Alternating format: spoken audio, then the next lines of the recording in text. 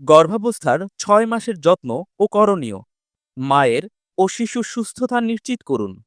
আপনি কি গর্ভাবস্থার ৬ মাসে রয়েছেন? তাহলে এই পর্যায়ে আপনার কিছু গুরুত্বপূর্ণ বিষয় জানা জরুরি।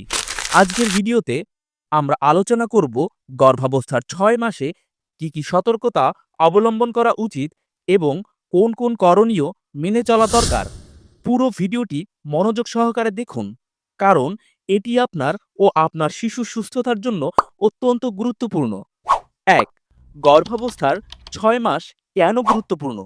এই পর্যায়ে শিশুর বৃদ্ধি দ্রুত হয়, তার হাড় আরও মজবুত হয়ে থাকে, ফুসফুস ও মস্তিষ্কের বিকাশ ঘটে এবং গর্ভে সে অনেক বেশি নড়াচড়া করে। তাই এই সময় মায়ের জন্য সঠিক পুষ্টি, বিশ্রাম ও সতর্কতা মেনে চলা জরুরি। ২. গুরুত্বপূর্ণ সতর্কতা। ওজন ও খাদ্য নিয়ন্ত্রণ।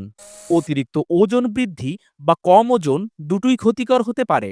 অতিরিক্ত চর্বিযুক্ত ও জাঙ্ক ফুড এড়িয়ে চলুন। রক্তচাপ ও ডায়াবেটিস নিয়ন্ত্রণ।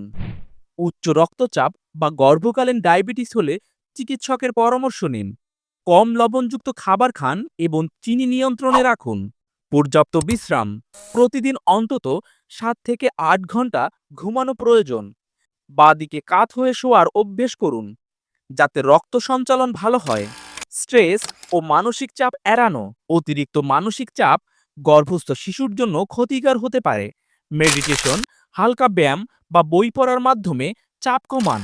নিরাপদ চলাফেরা ও ভারী কাজ পরিহার। ভারী জিনিস ওঠানো বা অতিরিক্ত শারীরিক পরিশ্রম করা এড়িয়ে চলুন। ফ্ল্যাট জুতা পরুন এবং পিছলে যাওয়ার ঝুঁকি এড়ান। অস্বাভাবিক লক্ষণগুলোর প্রতি খেয়াল রাখা।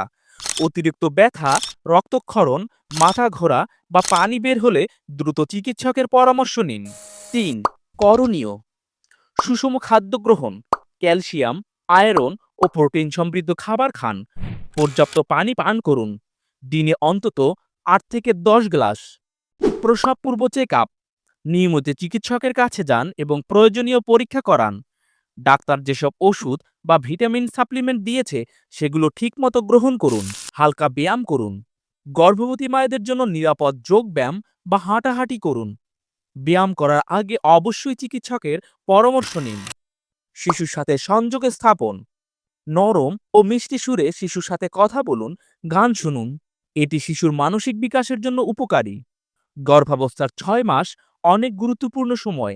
এই সময় সঠিক জীবনযাত্রা অনুসরণ করলে মা ও শিশু দুজনেই সুস্থ থাকবে। আজকের ভিডিওটি যদি আপনার ভালো লেগে থাকে তাহলে লাইক, কমেন্টস ও শেয়ার করতে ভুলবেন না। আর চ্যানেলটি অবশ্যই সাবস্ক্রাইব করুন এবং নতুন আপডেট পেতে বেল আইকনটি অন করে রাখুন।